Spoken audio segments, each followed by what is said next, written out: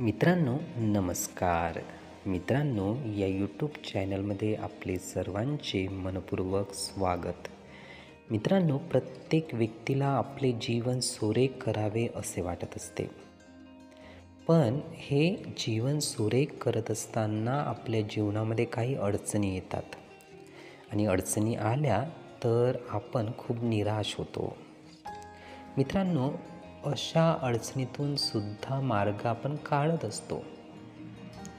आपल्या जीवनातील एक घटक आपल्याला खूप मृत्यूच्या गर्दीकडे नेत असतो. असा हा घटक जेव्हा आपण शोधतो किंवा त्याचा शोध घेतो तर लक्षात येते की हा घटक आपल्या जीवनामध्ये जर असेल तर नक्कीच तो मृत्यूकडे घेऊन जाईल, न की चांगल्या जीवनाकडे. म्हणून या घटकावर आपण काम केले पाहिजे. या घटकाला आपल्या जीवनातून काढून टाकण्यासाठी प्रयत्न केले पाहिजे. मग हा असा घटक कोणता, तर त्याची ओळखच आपल्याला करून घ्यावी लागेल. मित्रांनो आपल्याला जीवनामध्ये काही एक करून न देणारा घटक आपल्यात लपलेला आहे आणि तो म्हणजे आळस होय. मित्रांनो आपल्यामधील हा एक घटक आहे जो आपल्याला काही एक करू देत नाही.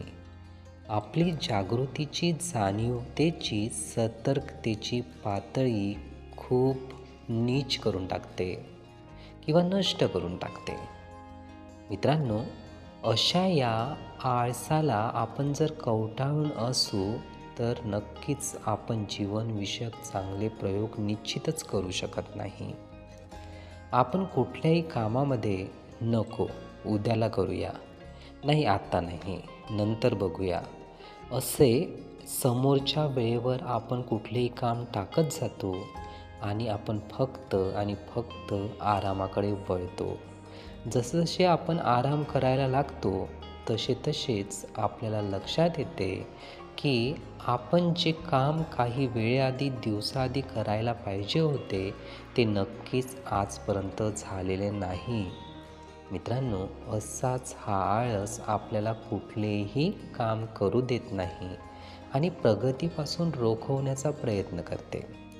मग आळस असेल तर शरीरामध्ये अनेक व्याधीसुद्धा जडतात, अनेक आजारसुद्धा जडतात. शरीराला निष्क्रिय बनवते आणि निष्क्रिय शरीराला बनवले तर नक्कीच आपले शरीर हे खूप मोठ्या आजाराने ग्रस्त होते. मित्रांनो आळस हा आपल्याला मृत्यूकडे नेतो हे नक्की आहे, कारण सक्रियता आपल्या जीवनातील पूर्णता मिटवते, शक्ती ही नष्ट करते, जाणीव नष्ट करते, सतर्कता नष्ट करते आणि त्यामुळेच आपले जीवन लवकरसुद्धा संपते. म्हणूनच मित्रांनो आळस हा घटक आपण दूर केला पाहिजे, म्हणजेच आपले जीवन आपण खूप चांगल्या पद्धतीने जगू शकतो. हे विचार, ही माहिती नीटपणे ऐकून घेण्यासाठी आणि आपला अमूल्य वेळ देण्यासाठी आपले खूप खूप धन्यवाद. आपले जीवन खूप सुखी, सुंदर, आनंदी आणि यशस्वी होण्यासाठी आपल्याला भरभरून खूप खूप शुभेच्छा.